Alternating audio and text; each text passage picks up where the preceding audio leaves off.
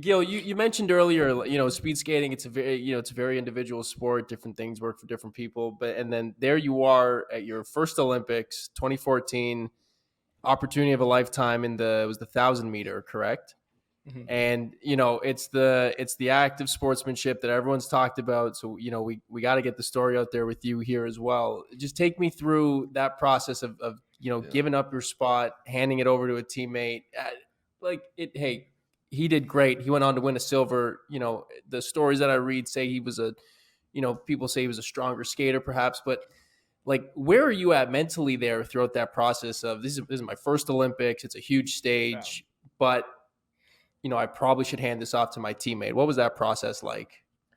Yeah, I mean that was an interesting time for sure. So, kind of guess the preamble of that is that we have an Olympic trials in December, and that decides our whole Olympic team. So the 500 meter happened on the first day, and I qualified that day. I finished second, so already punched my ticket to the games. Day three, I think, was 1,000 meter, and I'm on a high. All I got to do is I just got to rip it. I'm going to the games anyways, so I have literally nothing to lose. I go and I finish. I think I was sitting third place at the time of Denny going, and then the air goes out in the stadium and he falls. He has this like unbelievable. No one can believe it happened. He fell literally coming out of the last corner, and he does a reskate after he finishes fifth, so he's now the alternate on the team. And so coming out of those Olympic trials, I now have a guaranteed spot in the 500 meter. I'm third spot in the 1,000, and Denny's the alternate. And I was telling you about my old school St. Louis coach, dude. If I on the after his reskate when he finished fifth and became the alternate, I like looked at one of my teammates. I'm like, dude, I'll give Denny my spot. In the world of speed skating, you know where you rank. The 500 meter, I was one of the best in the world. Had won a World Cup race earlier that year. I was challenging for an Olympic medal. 1,000, man, I wasn't even in the top 20, right? So I looked at one of my teammates. I was like, "Fuck, I'll give Denny my 1,000 meter spot. Like he's way better at this than I am." But then like my teammates is like, "Don't even say that. Don't even say that to Mike. Like he'll kill you." And Mike's my coach, and like I agreed. If I told my old school St. Louis coach that I was going to quit and not skate the 1,000 meter at the Olympics, the guy would have cut my head off. So I'm like, okay, I guess I'm skating 1,000. Like he was so pumped. He was happy for me that I was like qualified for do two distances at my first Olympics, and we went through the whole month of January preparing to skate the 1,000 meter at the games on top of the 500. And I think one of the things I do have to mention is that like in speed skating and like Luke knows and in the football locker room, it's like you become very close to the people that you train with and compete with on a daily basis. And our group was like really special. We all were very close and really like trusted each other. And on more than any speed skating team that I've been on, we had a group of guys that were like unreal mentors to me and really good friends and really good buddies. We had a lot of great memories.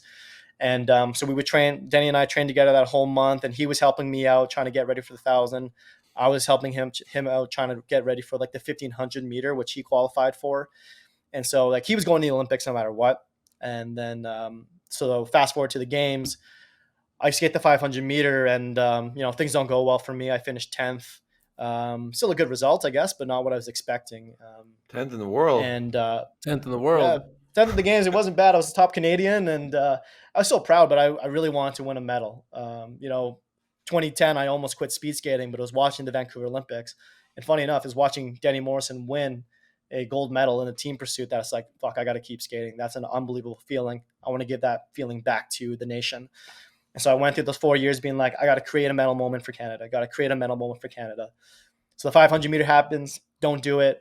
And my coach, Mike, he comes in the dressing room. He's like, he's sad for me. Like it's tough, but he's like, so what do you think? I'm like, oh man, like fuck, yeah, it's a bit of a bummer. Like I don't know what else to do. And he's like, so I don't know if this is the right time to ask or if there's ever going to be a right time, but would you ever consider giving Denny your spot?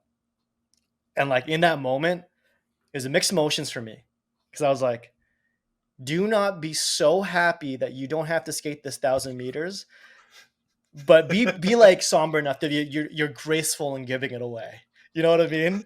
Because like at that point for being on the Olympic team, like it's like you as a Canadian Olympian, you just don't want to be on the line, just be on TV, man. You want to give yourself a shot to win. And I felt like I didn't need another opportunity just to be on TV to skate and be like, hey, that's my buddy on TV skating, right? So I was like, shit, I'll send him a text message right now.